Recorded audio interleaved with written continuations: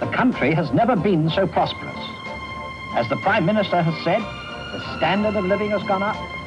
As Britain turned the decade into the 60s, life looked thoroughly agreeable. This was the world, as Prime Minister Harold Macmillan assured us, of glossy magazines. The country played a new game called hire purchase, and women now going out to work for the first time for real money were having a spending spree all their own. This was the era of the second car. In suburbia, scores of semis sprouted two-car garages and posh tar-macadam drives. They told us we'd never had it so good.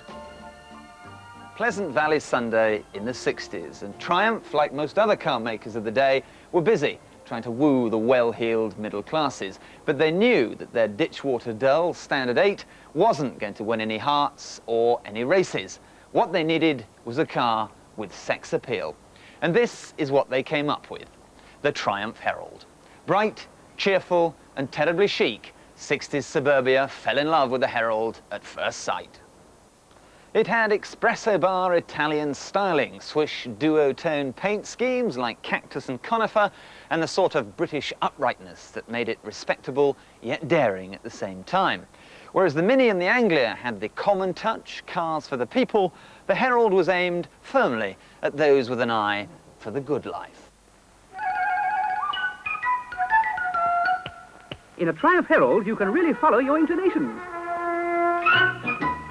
It's the most go-anywhere car in its class. Thanks to all-round independent suspension, the wheels soak up the bumps, while you soak up the scenery. There's a very quick gear change, too.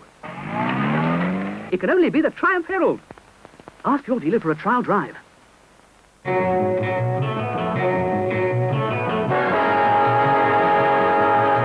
For years, Triumph's smallest car kept them solvent and found nearly 600,000 eager owners.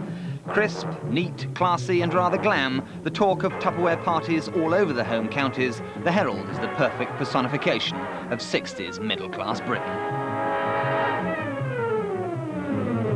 But it hadn't always been handsome. In early '57, Triumph's designers came up with this sad creation called Zobo. Rightly greeted with a resounding raspberry by Harry Webster, Director of Engineering, he asked an inspired young Italian stylist, Giovanni Michelotti, to improve it. But even he had his work cut out. On my way down on holiday in Italy, I called in on Michelotti to see if he'd made any improvement to our design, and he hadn't, and he couldn't. Was ready to go. And by 1958, Webster had come up with a crazy stunt of driving two Heralds all the way from Cape Town to London. Into the Belgian Congo and onto the dust, which for 7 weeks did its relentless best to seek out any weak spots in the Herald's sealing and lubrication without success. This was a British expedition, and come what may, the British way of life was scrupulously followed. The little cars coped valiantly with few mishaps, even negotiating the Sahara Desert. But the real object of the exercise was to drum up some big noise PR for the forthcoming launch.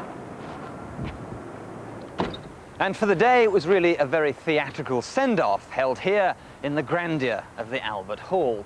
Packed to the rafters with 2,000 excited dealers, the handsome new Herald was revealed to a fanfare of trumpets.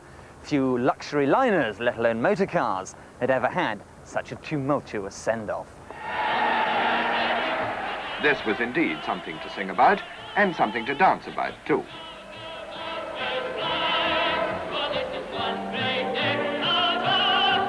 At the launch with the dealers, the reception was ecstatic. It really was. I think the dealers were suitably tanked up by the time that the covers were lifted off the cars all round the floor of the Albert Hall. But when one sees a car for the first time as a dealer, the looks are absolutely vital. And with the Herald, the looks were right. But the highlight of the evening was the building of a Herald in 3 minutes. Now initially, of course, when we built this car, it took us a long time back at the works, and gradually, by modifying the car, getting very skilled at the movements, we were able to get it down so that it was a sparkling performance by the team of 4 apprentices. And when the boys had completed it, I came down onto the stage, escorted a young lady into the car, started the car up, demonstrated that everything worked, and in fact, instead of loading it onto a lorry and driving it off to another show, I actually drove this car right the way across Europe, virtually as the boys had assembled it. In all their publicity, Triumph made a big play of the Herald's separate chassis, but actually the chassis was one of the few parts of the car that wasn't thoroughly modern. Now, publicly, Triumph said this was a good thing because it gave the body more rigidity, but in private, the truth was more prosaic. In the late 50s, the British motor industry was working at full tilt, so there was no one who had the capacity to build a one-piece body shell for Triumph's new baby. There was no room at the inn for the Herald, so a separate chassis is what it had to be. Got myself a crying, talking, sleeping, walking, living doll. Got to do my best. But it made up for its old-fashioned underpinnings in other ways. That clean-cut shape had only 10 curves. It sat on all-round independent suspension, had the turning circle of a London taxi, plus a collapsible steering column. Priced at £702, it was 200 quid more than the Mini and 100 more than the Anglia. But nobody minded. The middle classes loved its upmarket image and bought it by the thousand. Believe what I say, just feel. My husband had this Jaguar, and of course I needed my own little runaround for shopping, and this was the ideal car for the job. It isn't too bulky. The Jaguar was big and bulky, the Mark 10 in those days. It was a beautiful car, but this was even better for me, because being a woman, I like a nice little nifty car with a sporty look, and this visor here was an optional extra in 1959, which my husband kindly bought, and it's been a great help when the sun is out, which other cars haven't got.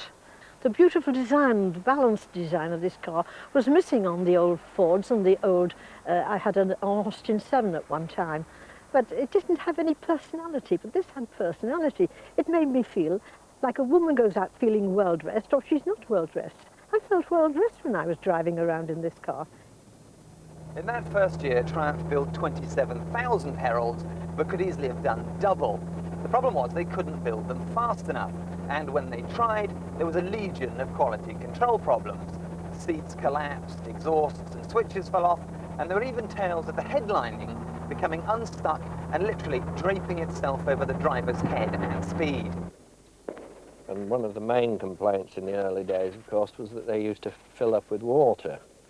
So we get the odd humorist who would come in with his wellies on and his feet on little blocks on the floor to keep them out of the water. And we would then try and sort his problems out. Another difficulty was with the door locks, which used to jam. And we would get somebody perhaps coming in, and he would sit there quietly in his car, and people would sort of look at him and he would look at us, and then we would say, "What's the matter?" "Oh, I can't get out of the car." So they would rush off and get a few mechanics from the workshop and lever him out with various tools and equipment.